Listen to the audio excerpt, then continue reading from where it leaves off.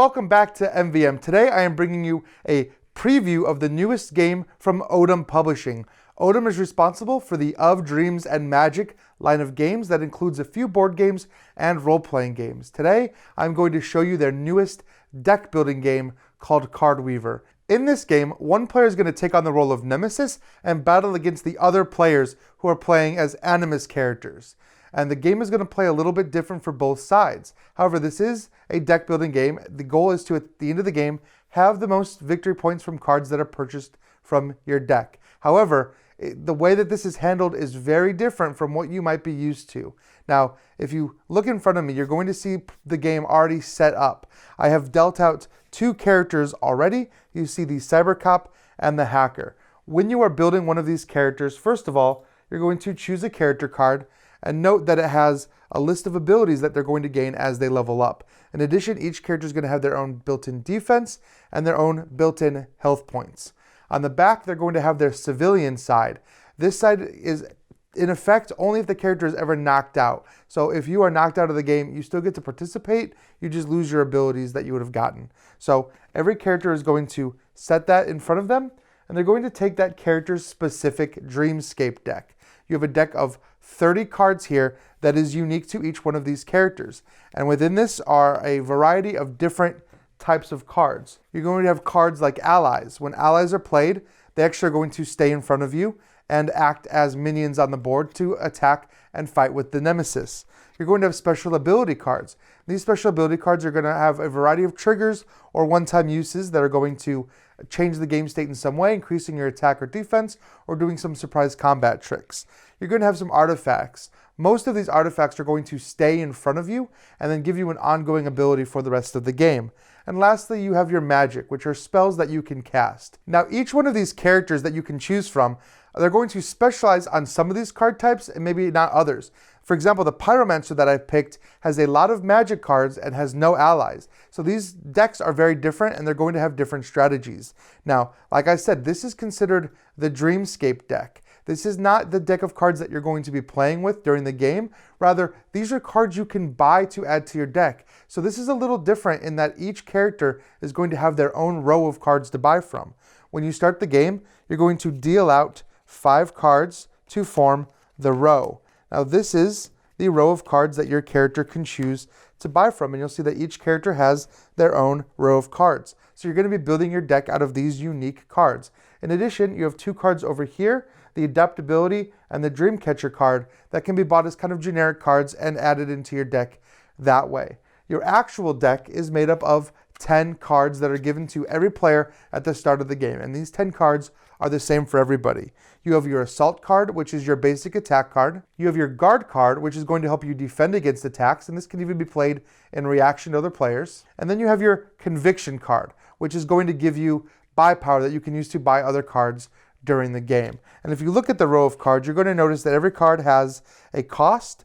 On the lower corner, a number of victory points contained in that diamond, and then they're going to have a variety of symbols across the side. These symbols are going to tell you what kind of bonuses it gives you, whether or not it stays in play full time, whether it's an instant ability, if it can be played on other players' turns, and there's going to be an icon list too that helps you break this down, but everything is also printed on the card as well. So each player is going to take that deck of 10 cards, they're going to shuffle it, and they're going to draw 5 cards, and that is their hand.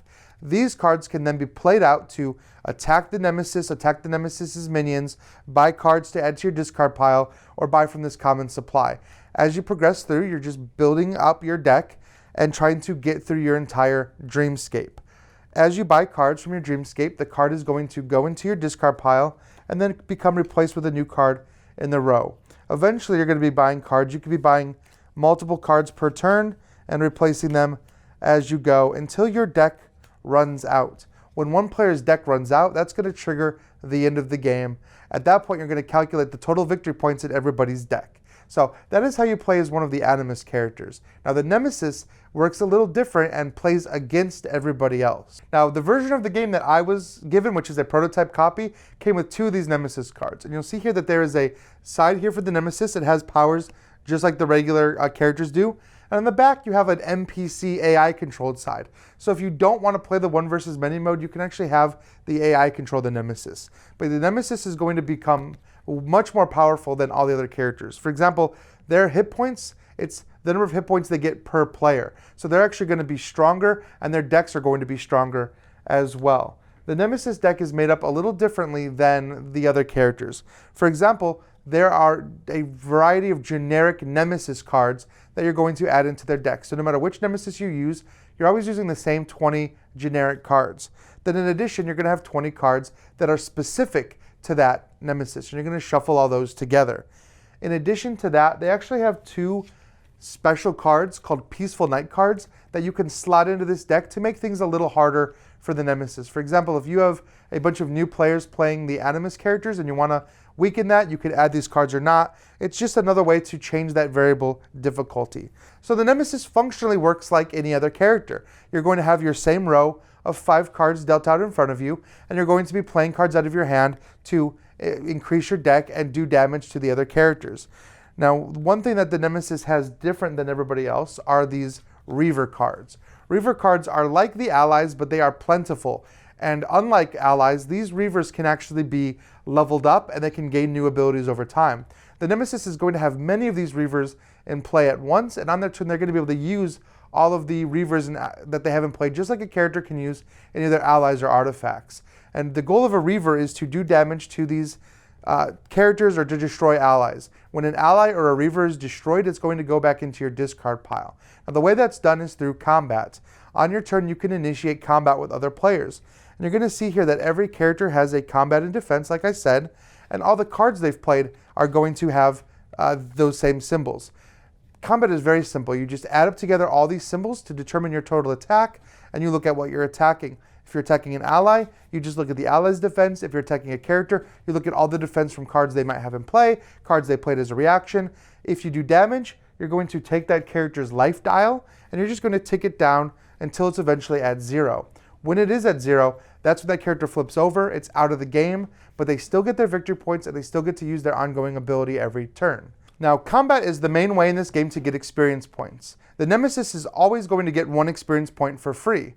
In addition, you're going to get 1 experience point every time you attack and deal damage on your turn the first time you do it. So if you're the Nemesis, if I deal damage to every character, I still get 1 XP. For the characters, they're going to get 1 XP for damaging the Nemesis. So you're going to gain this experience, and it's going to increase your little experience tracker here. When it gets up to certain numbers, that is when you start unlocking the abilities on your card. You see here that if you get to 16, that is when you can use all of the powers of the Undead Warlord here.